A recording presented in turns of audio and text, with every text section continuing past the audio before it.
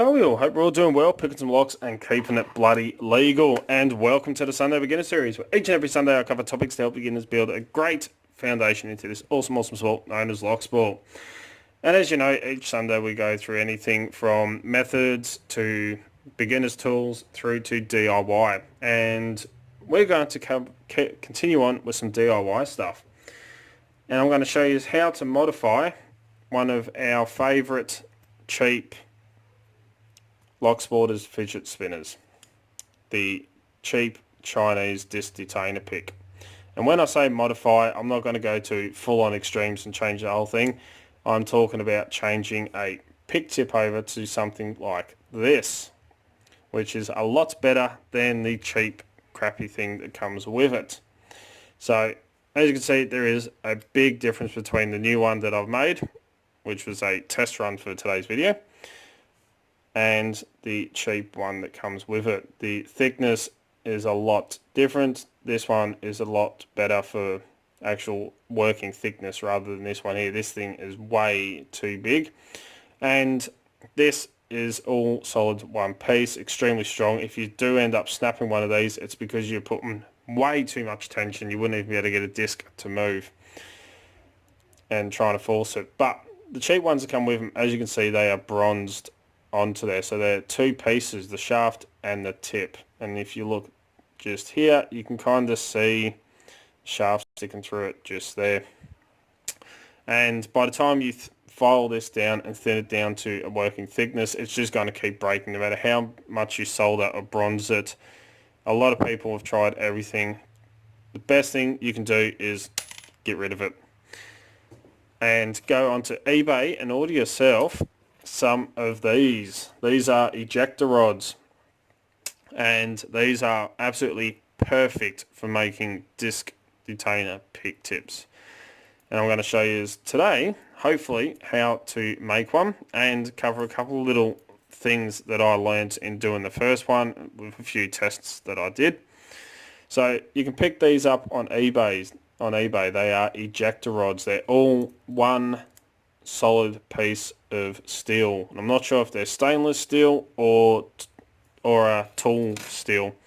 All I know is that they are extremely bloody strong. These are about, I believe it's 6mm in the tip, so they do need to be thinned down a bit. Let's break out the old digital caliper. So the tip itself here is 0.231 inches, which is about 5.89 millimeters, so just off 6. And the shafts are about just under 2 millimeters, which is 0.78 thousandths of an inch. So they're a great thickness. I didn't thin down the shaft of mine. I left it the same thickness as what it comes in, and it was a lot thicker than the one that actually come with the pick. So the only modification I had to do to my pick was in here where the two, you can see the two grub screws hold it in.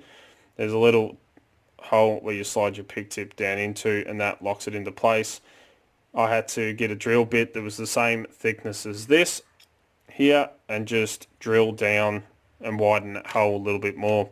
I do have to slightly modify the shaft, because where those grub screws sit, it's not exactly thin enough for those grub screws to sit in nice and flush, so it does bind up quite a bit towards the end just here. As you can see, it takes a bit of force to get it out.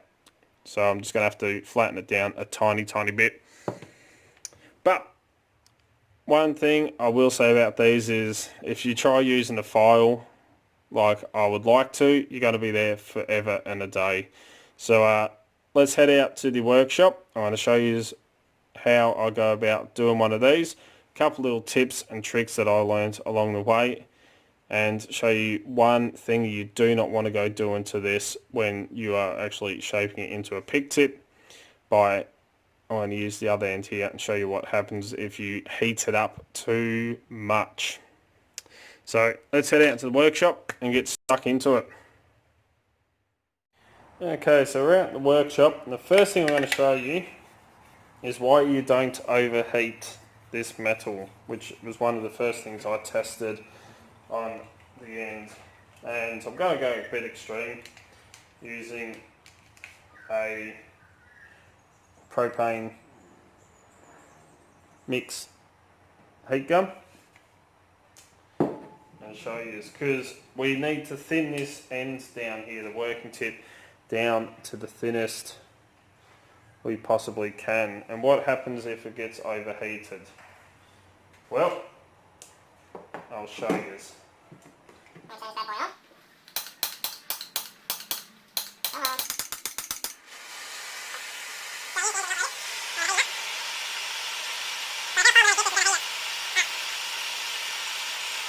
I'm going to heat this up until he's nice and hot, because it wouldn't take long with how fine we've got to get to that temperature. I'm going to cool him.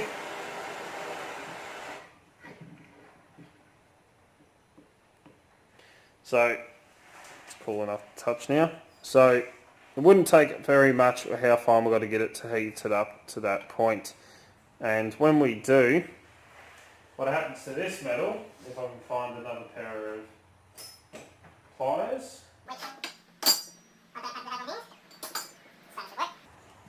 If you overheat this metal,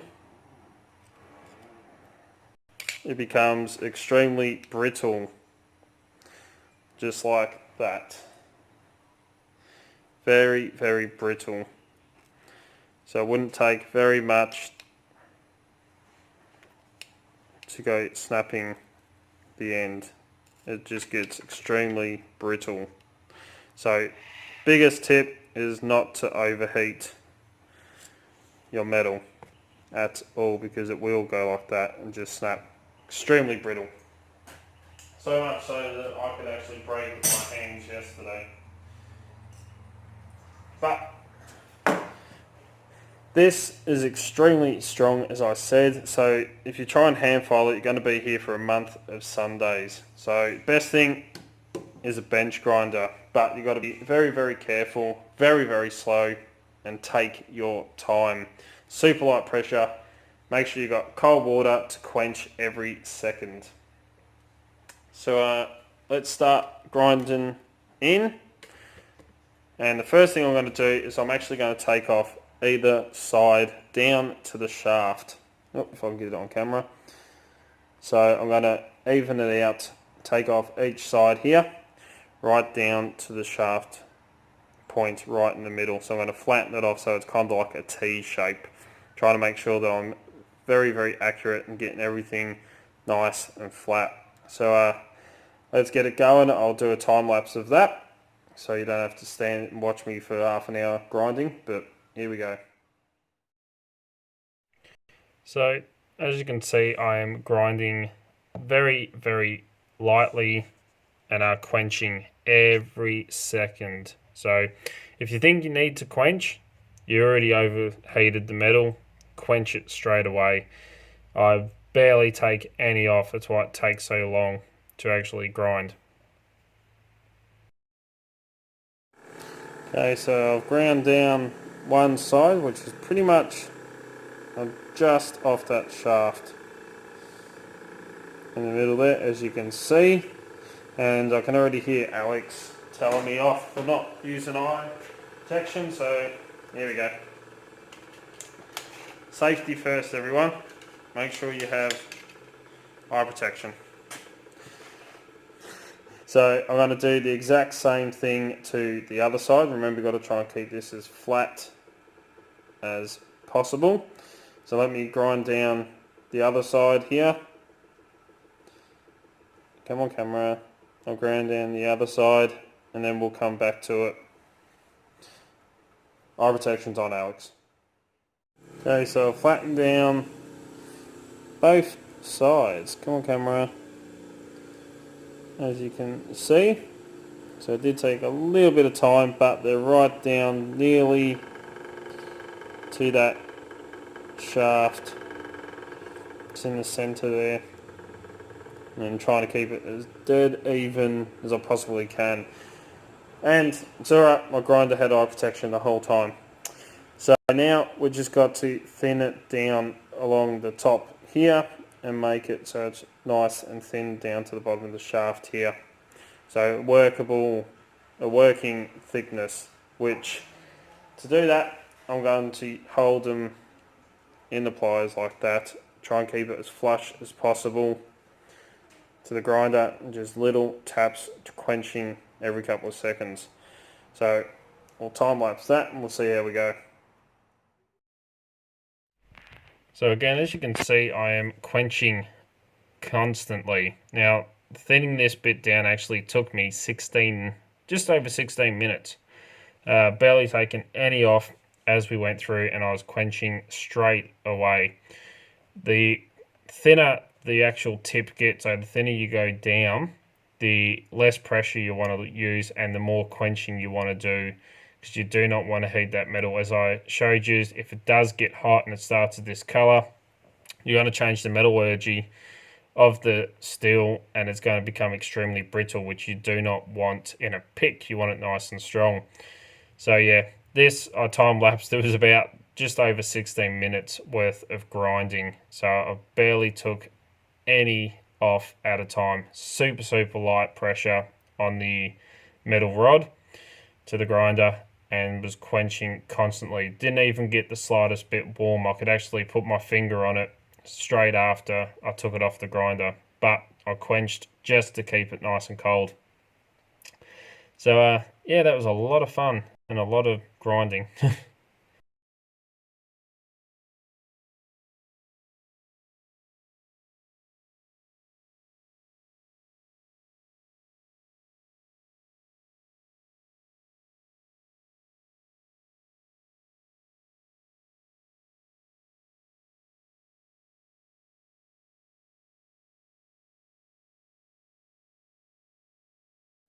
Alright, so we're down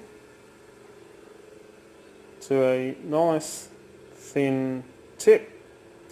Now I could grind that a bit more on the grinder, but I run the risk of heating it up too much because it is quite thin. So the best thing to do, and it does take a little bit longer, but you only need to take off a very small amount. I'm going to move around to my vise. That one's broken. Got broke even more the other night. And I'm just going to quickly go to the file.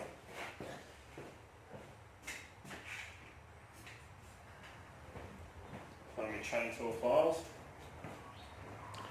And just to thin that tip down just a smidgen more, I'm going to drop him in the vise, make sure he's nice and level. Tighten him up. I'm just going to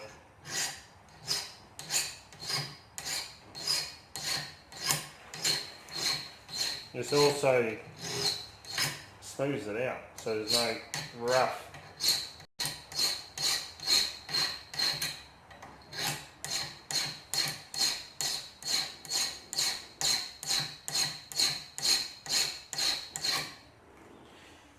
It's barely taken any off.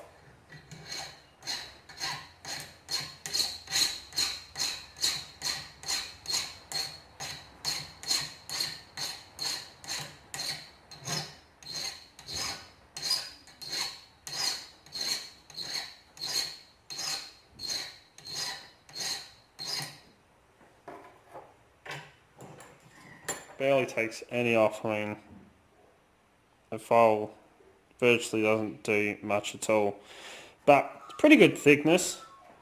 It's not too thin, it's not too thick. I could probably go down a little bit more, but we have a nice brand new pick tip ready to go into the detainer. All you have to do is measure how long you actually want your shaft and then use a hacksaw to cut it off, and don't throw away this bit. Don't piff that at all, because this is some very nice thick wire, very strong. And what I did with my other one was, when I cut it to the length I wanted, the rest of it I stuck a piece in the vise, I bent it over, I lightly ground down the ends, and you can see where that brittle piece goes, I snapped off. If you overheat, they are two bits that come off at the tip there, and one of them I actually snapped off in my hand. Becomes very brittle, so you don't want to overheat it, as I said earlier. But this makes a pretty nice little tensioner. You just have to grind down a little flat spot in the end because it is a bit thick. You got a nice heavy thick tensioner. Can use for bottom or top of the keyway. I ground down mine. It's got to go a little bit more on top of the keyway for lotto locks. It's perfect for it. So you don't get any waste. The rest of this you can turn into, as I said, a tensioner, or if you want you can sharpen it into a fine point, use it in a little slingshot, put some fins on the back, you got a little strong arrow. But there we go, that is pretty much the finished product. You can thin it down more if you like, and I might actually do that. Just give it a quick spin on the grinder, see if I can knock off a little bit more very quickly.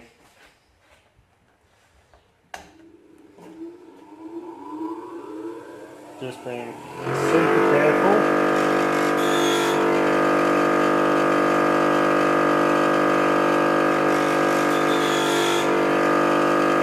The thinner you get, the hotter it's going to get, the quicker.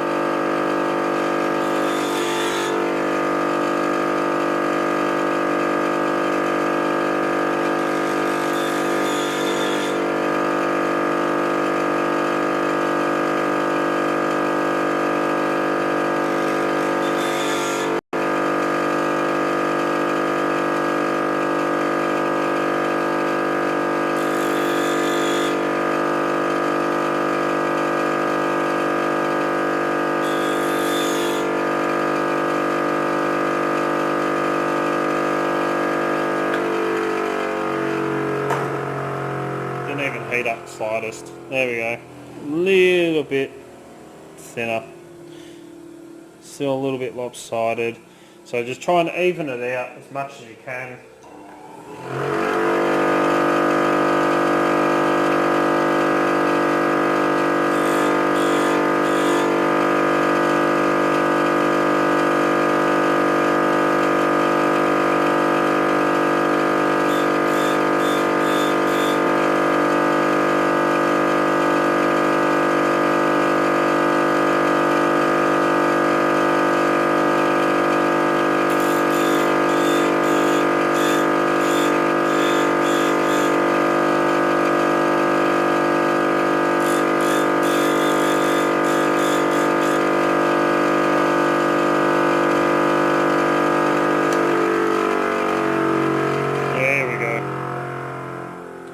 Come on camera. We have a nice pick tip. So as I said, with your handle for it, these are a little bit thick for it, so you just need to find a drill bit the same size, drill it out a little bit more, cut this off with a hacksaw to the length you need, and there you go. A nice easy way of making a brand new pick tip for your disc detainer pick. So let's head back inside.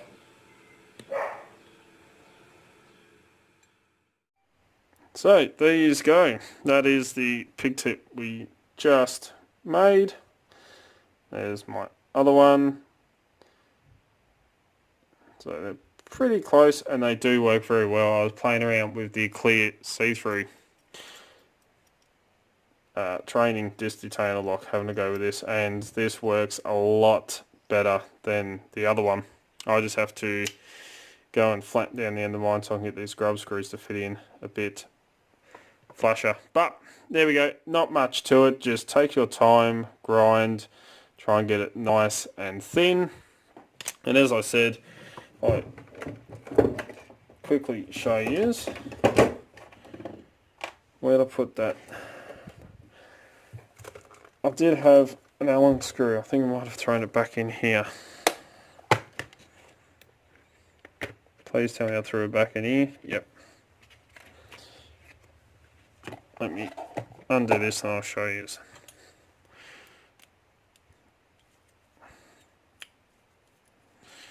Take that one off of there.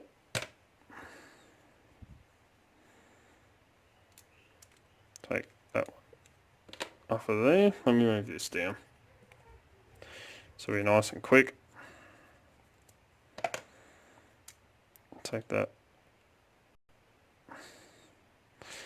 down to there. Take me up Allen screw, or key I should say, and undo these grub screws.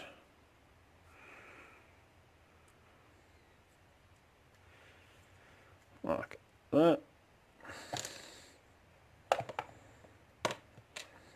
So as I said, all I did was I took a drill bit and just wallowed out that center shaft hole there a little bit more, so that the pick tip, which I cut to about the same length, I think I actually went a little bit longer. Yeah, I did.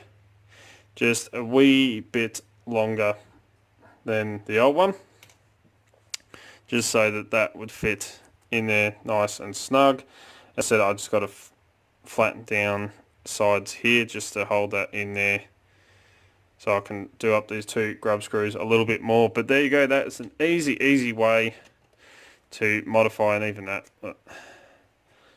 giant one, easy way to modify one of these cheap Chinese disc detainer picks.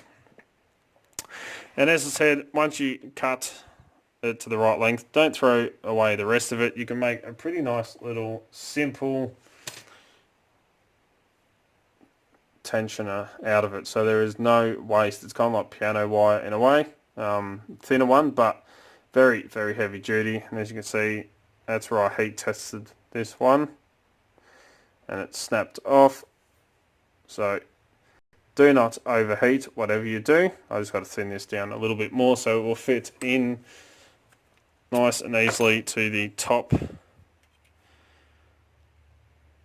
of these Lotto locks. So it's still a little bit too big, but you know, no wastage. Keep your leftover bits, you never know what they come in handy for. I have, what is it, 4 more here, so I'm going to have a play around and see what else I can make using these. One thing that did pop into my head, I thought, I wonder, but the shafts are very thick compared to a dimple flag. But I thought, wonder if you could make a dimple flag out of these. Just need to find out a way to very easily thin out these shafts, so they're the right thickness, but that would be a bloody good steel to use for dimple picks or flags. But there we go. Super quick, well, not super quick, it does take a fair bit of time. Remember, very light pressure, just tap, quench, tap, quench, tap, quench, tap. Keep this cold as possible. Do not let it get even the slightest bit warm.